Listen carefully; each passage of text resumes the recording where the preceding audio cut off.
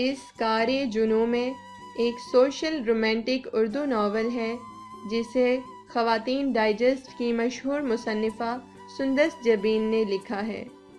اس کار جنوں میں ایک لائٹ رومانٹک سٹوری ہے نمروز اور حجاب کی۔ اس کے ساتھ یہ اپنی دھرتی، ملک اور لوگوں سے محبت اور پیار کی کہانی ہے۔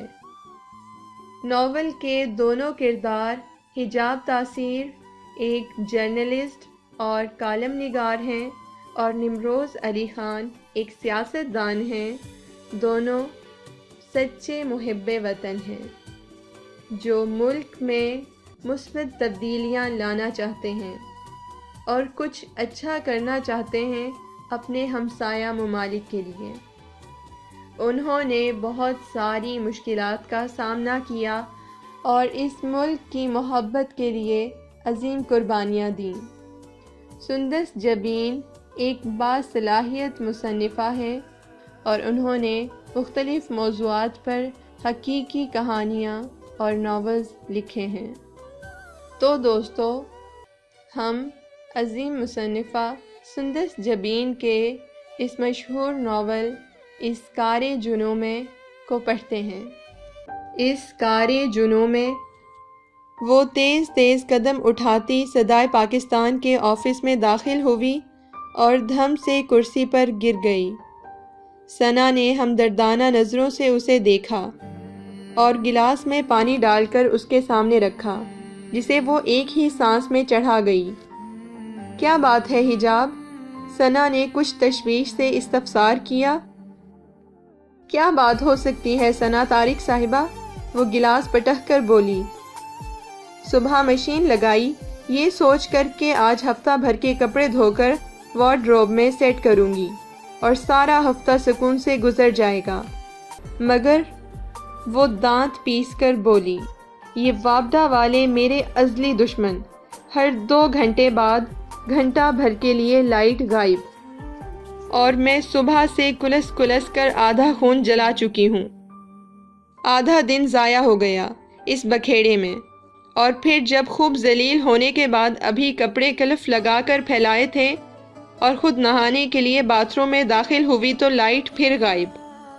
وہ تو شکر ہے ٹینکی بھری تھی اس لیے شاور تو لے لیا، مگر اب نئی ٹینشن، سوٹ کیسے پریس کروں؟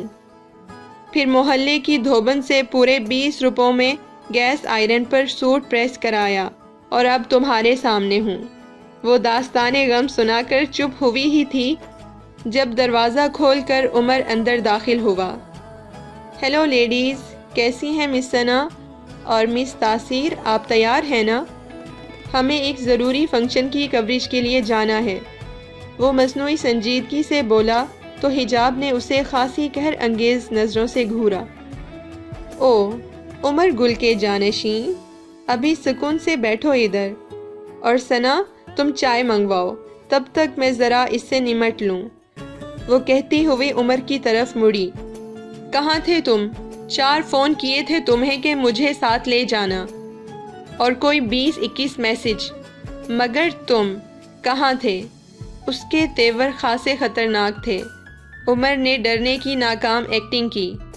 دیکھو حجاب، میں پہلے ہی آ چکا تھا، میں نے تم سے کہا تھا، اور پھر اب اگر تمہارے 20 روپے سوٹ پر اور 40 روپے کرائے پر خرچ ہوئے ہیں تو اس میں میرا کیا قصور ہے؟ وہ ڈھٹائی سے کہتا اسے زہر لگا۔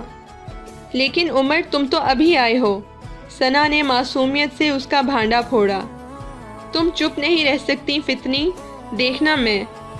وہ دانت کچکچا کر اس کی طرف بڑھا، مگر آگے حجاب کو خون خوار انداز لیے دیکھ کر پلٹ کر بھاگ گیا۔ ثنا یار، وہ میرا کل نامکمل رہ جانے والا کالم تو دو، آج مکمل کر دوں، ورنہ فاروقی صاحب نے پکا میرا حساب کتاب کر دینا ہے۔ لیکن تم نے تو کوریج کے لیے جانا ہے، ثنا نے پیپر الٹ پلٹ کرتے ہوئے کہا۔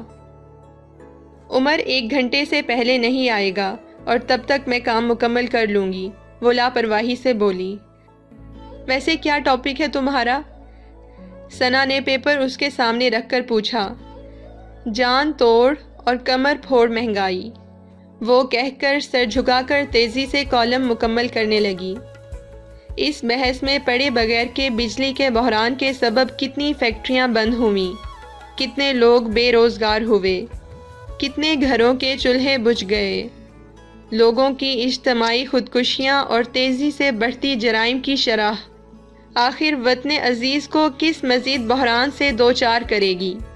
سرکار کی بے حسی اور قوم کے زنگ آلود ذہن، آخر کب ہوش آئے گا ہمیں؟ اے میرے دوستو، جاگو، اٹھو، اس سے پہلے کہ ڈھیروں قربانیاں دے کر حاصل کیا گیا وطن مزید ٹکڑوں میں بانٹ دیا جائے۔ اٹھو کہ زمانہ چال قیامت کی چل گیا۔ اس نے اپنے سائن کرنے کے بعد پیپر پیچھے سرکایا اور خود کرسی کی بیک سے سر ٹکا دیا۔ ثنا نے ہمدردانہ نظروں سے اسے دیکھا۔ وہ جانتی تھی اب وہ دیر تک یوں ہی گمسم اور اداس رہے گی۔ شاید درد مند دل رکھنے والوں کو یہی تحائف ملتے ہیں، اور حجاب تاثیر کے سینے میں موجود دل تو سارے جہان کا درد سمیٹے ہوئے تھا۔ اس اخبار میں کام کرتے ہوئے اسے ابھی صرف 1 سال ہوا تھا۔ پولیٹیکل سائنس میں ماسٹرز کرنے کے بعد اسے اس اخبار میں ملازمت صرف عمر کی وجہ سے مل گئی، جو کہ اس کا تایا زاد ہونے کے ساتھ ساتھ رضائی بھائی بھی تھا، اور آج کل وہ مارننگ کلاسز میں جرنلزم میں ماسٹرز کر رہی تھی۔ کچھ دیر بعد اسے فاروقی صاحب کا بلاوا آ گیا۔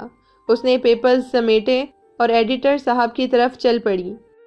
نوید فاروقی اس اخبار کے چیف ایڈیٹر ہیں۔ بقول شخص سے کثرت علم ان کے دماغ پر اثر کر گیا تھا، لیکن حقیقتاً وہ ایک عالم و فاضل شخص سے زیادہ دوربین اور ماہر تجزیہ نگار تھے، اور جن کی کہی ہوئی بات 16 آنے درست نکلتی تھی، اور اپنے نااہل سٹاف کے لیے نہایت مہربان اور مشفق شخصیت تھے۔ انہوں نے حجاب کو دیکھ کر اپنا سر ہلایا اور بیٹھنے کا اشارہ کیا۔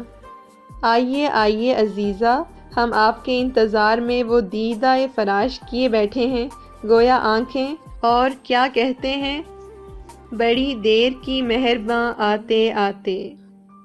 وہ کاغذوں کے پلندے سے سر نکال کر بولے، یہ رہا فاروقی صاحب میرا کالم۔ حجاب نے پیپر ٹیبل پر رکھا۔ ویسے تو ہمیں یقین ہے، لیکن ہم ابھی اس کا بقلم خود مطالعہ کیے لیتے ہیں۔ وہ کیا کہتے ہیں، یقین مثل خلیل آتش نشینی گویا۔ انہوں نے کہتے ہوئے پیپرز اٹھا لیے، کچھ دیر سر اٹھایا اور بولے، بہت درد ہے آپ کے دل میں بھی عزیزہ، پیغام ہے قوم کے نام گویا، نگماؤ ناوکے نیم کش دل ریزہ ریزہ گنوا دیا، جو بچے ہیں سنگ سمیٹ لو تنے داغ داغ لٹا دیا۔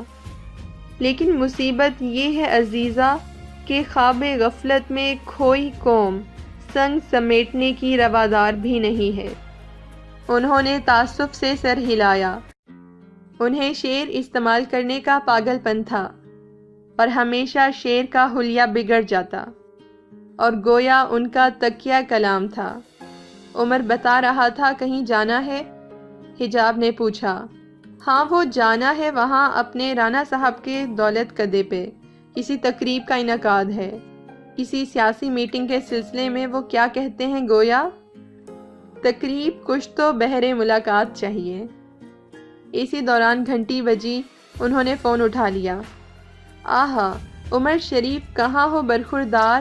جہاں بھی ہو فوراً تشریف لے آؤ، ورنہ ہم تمہاری تشریف پر وہ رسید کریں گے گویا، پاپوش نمبر 13 اور۔ حجاب نے کچھ اکتا کر انہیں دیکھا اور بول اٹھی، چائے منگوائیے فاروقی صاحب، کب سے بیٹھی ہوں۔ انہوں نے حجاب کی بات نہیں سنی اور یہی سمجھے کہ چائے کی فرمائش عمر نے کی ہے۔ اگر تم نہ آئے تو چائے کی بجائے ہم تمہیں دیں گے زہر۔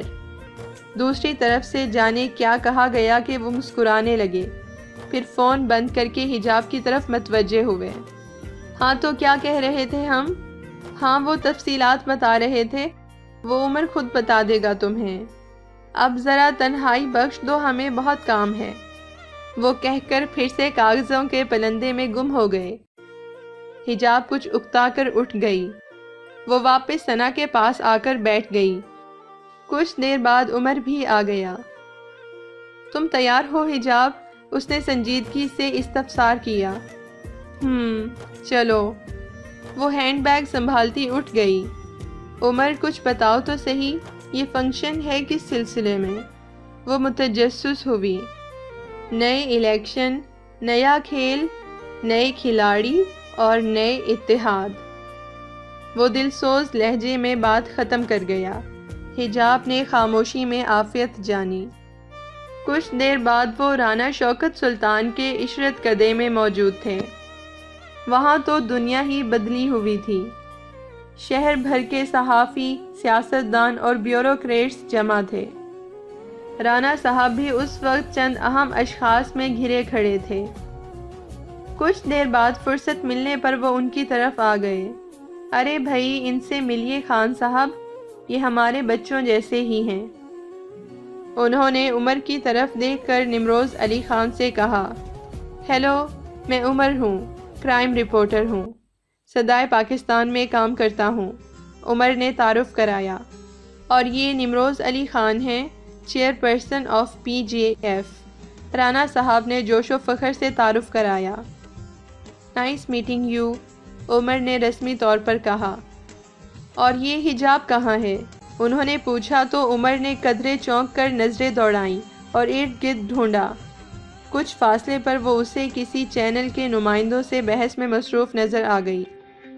حجاب، اس نے آواز دی تو حجاب، جو بری طرح اس بحث میں مصروف تھی کہ پرنٹ میڈیا اور الیکٹرانک میڈیا میں افواہ بازی کی دوڑ میں آگے کون ہے، قدرے چونک کر اس کی طرف متوجہ ہوئی اور پھر اس کی طرف چلی آئی۔ ان سے ملو حجاب، عمر نے اسے نمروز علی خان سے ملنے کو کہا۔ السلام علیکم، حجاب نے سامنے کھڑے شخص کے سحر میں ڈوبے ہوئے کہا۔ وعلیکم السلام، نمروز علی خان، اس نے مسکرا کر اپنا تعارف کرایا۔ حجاب کا دل دھڑک اٹھا۔ اس کے دیکھنے اور ہنسنے کا جان لیوا انداز، اسے اپنے دل کو بچانا دشوار محسوس ہوا۔ ایسا نہیں تھا کہ وہ کوئی کمزور لڑکی تھی، مگر مقابل کے انداز میں کچھ تو ایسا تھا جو حیران کر دے۔ حجاب نے بڑی گہری نظروں سے اس کا جائزہ لیا۔ مونچھیں اور زیر لب کے کنارے پر چمکتا سیاہ تل، ڈنر سوٹ میں سرخ سفید رنگ، سیاہ ذہانت سے معمور چمکدار آنکھیں، پیشانی پہ گرے سیاہ بال، گھنی سیاہ مونچھیں، اونچا لمبا خوش پوش بلکہ سیاہ پوش، اس کی شخصیت میں سیاہ رنگ کی کثرت تھی۔ وہ سحر زدہ سی تھی جب رانا صاحب کی آواز نے اسے گہری سوچ سے باہر نکالا۔ ارے بھائی حجاب، تم تو گمسم ہو، میرا خیال تھا کہ تم سوالات کر کر کے ان کی جان کھا لو گی۔ ارے نہیں، ویسے ایسی کیا خاص بات ہے ان میں؟ چیئرپرسن آف PJF، عمر نے خوش دلی سے کہا تو وہ چونکی۔ پلیز اپنی پارٹی کا کمپلیٹ نیم بتائیں۔ اصل میں پاکستان میں اتنی پولیٹیکل پارٹیز ہیں کہ ABC ختم ہو گئی ہے، اس لیے پلیز، اس نے روانی سے کہا۔ سب کا کہا بے ساختہ تھا۔ Peace, justice and freedom of expression. Impressive. ہمارے وطن کو واقعی ان 3 چیزوں کی اشد ضرورت ہے۔ سر، آپ کو کبھی نیوز چینلز پر نہیں دیکھا گیا؟ منزہ، جو ایک نیوز چینل کی نمائندگی کر رہی تھی، نے فوراً سوال اٹھایا۔ مجھے لائم لائٹ میں آنے کا کوئی شوق نہیں، مسکرا کر کہا گیا۔ ہجوم سے دبے دبے کہے ابھرے۔ آپ کا بیان ناقابل تردید ہے، لیکن سیاسی لیڈر تو ہمیشہ سے لائم لائٹ میں رہتے ہیں، کیونکہ وہ ایک پبلک لائف گزارتے ہیں۔ عمر نے بھی بحث میں حصہ لیا۔ آپ کی بات سے اتفاق کرتا ہوں میں، کیونکہ آپ بحث سے بچنا چاہ رہے ہیں۔ عمر نے بات مکمل کی۔ کہہ سکتے ہیں۔ نمروز علی خان نے مزید اتفاق کیا۔ حالات کے تناظر میں نئے انتخابات کو کس نظر سے دیکھتے ہیں آپ؟ حجاب نے فوراً ہی آغاز کر دیا۔ PJF کو کس پوزیشن میں دیکھتے ہیں آپ؟ ایک اور صحافی نے فوراً دوسرا سوال اٹھایا۔ لیڈیز اینڈ جینٹل مین، آپ کے تمام سوالوں کے جواب ملیں گے۔ پہلے آپ ریفریشمنٹ سے لطف اندوز ہو لیں۔ رانا صاحب نے تسلی آمیز انداز اختیار کیا اور آگے بڑھ گئے۔ ہجوم منتشر ہو گیا۔ کھانے کا دور شروع ہوا۔ رفتہ رفتہ پارٹی اپنے عروج پر پہنچ رہی تھی۔ جوں جوں رات گہری ہوتی گئی، اہم شخصیات کی آمد بڑھتی گئی۔ اس وقت تو شہر کی ساری کریم جمع تھی۔ پھر انتظار ختم ہوا اور پریس کانفرنس کا اعلان کر دیا گیا۔ صحافی، رپورٹرز، فوٹوگرافرز، نیوز چینلز کے نمائندے اور اینکرز تیزی سے اس طرف اکٹھے ہونے لگے جہاں کرسیاں لگا کر بیٹھنے کا انتظام تھا۔ ایک قطار میں لگی چیئرز کے بالکل سامنے کین ووڈ کے خوبصورت کام سے مزین ٹیبل اور 2 چیئرز موجود تھیں۔ کچھ دیر بعد رانا شوکت سلطان اور نمروز علی خان تشریف لے آئے اور ان چیئرز پر براجمان ہو گئے تھے۔ ابتدائی تعارف کے بعد رسمی طور پر ان کی آمد کا شکریہ ادا کیا گیا۔ آگے بڑھنے سے پہلے میں آپ کو ایک مختصر سی بریفنگ دینا چاہوں گا۔ نمروز علی خان کی بھاری پرتاثر آواز گونج رہی تھی۔ کھٹا کھٹ کیمروں کے فلش چمکنے لگے۔ Peace, justice and freedom of expression نے گزشتہ چند برسوں سے بے پناہ سیاسی مقبولیت حاصل کی ہے اور پی جے ایف کا سیاسی مستقبل خاصا روشن ہے۔ کیا یہ خوش فہمی نہیں ہے؟ تیزی سے تیسری رو سے سوال اٹھانے والا یہ آفتاب واسطی تھا۔ ایک جگہ دھری صحافی، کہا جا سکتا ہے، سنجیدگی سے جواب دیا گیا۔ اور اس خوش فہمی کا سبب کیا ہے؟ عمر نے سوال کیا۔ ہمارے ملک کی 90% بے وقوف عوام۔ جواب حجاب کی طرف سے آیا۔ ہجوم پر ایک سناٹا طاری ہو گیا۔ پھر نمروز علی خان کی آواز گونجنے لگی۔ بہت افسوس کے ساتھ ایسا کہنا پڑ رہا ہے مس تاثیر کہ صحافی ہونے کے باوجود آپ ایسا کہہ رہی ہیں۔ اگر اس ملک کے 90% عوام اتنے بے وقوف یا سادہ نہ ہوتے تو کیا وہ ہو سکتا تھا جو اب تک اس ملک میں ہوتا رہا ہے؟ لوگ اب تک نہیں سمجھے۔ 60 سال گزر جانے کے باوجود کیا دیا ہر آنے والی حکومت نے ہمیں سوائے نعروں، وعدوں اور ایشوز کے؟ آزادی، اسلام، جمہوریت، 5 سالہ ترقیاتی منصوبے، مسئلہ کشمیر کا حل، مہنگائی میں کمی، غریبوں کی مدد، یہ سب لالی پاپ دکھا کر ہمیں بے وقوف بنایا جاتا ہے۔